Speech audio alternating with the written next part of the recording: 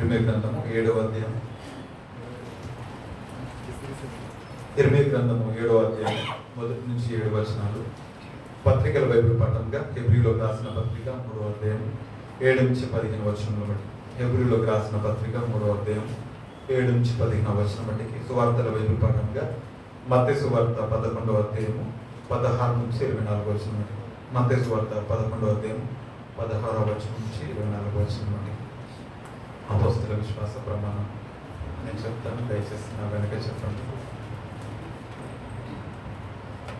నేను పరలోకమును భూలోకమును సృష్టించిన సర్వశక్తి గల తండ్రి అయిన దేవునిని నమ్ముచున్నాను. ఆయన జనదైక కుమారుడు మన ప్రభువునైన యేసుక్రీస్తును నమ్ముచున్నాను.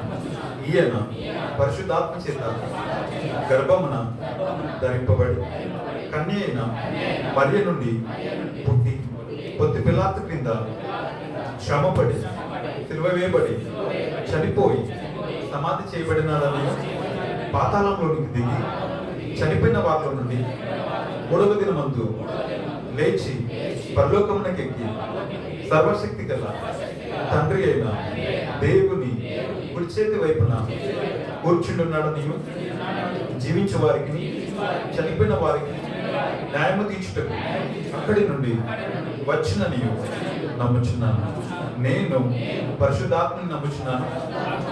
పరిశుద్ధ క్రైస్తవ సంఘమును, పరిశుద్ధుల ఐక్యమును, పాప పరిహారమును, శరీర పునరుద్ధానము, నిత్య జీవమును ఉన్నవని నమ్ముచున్నాను.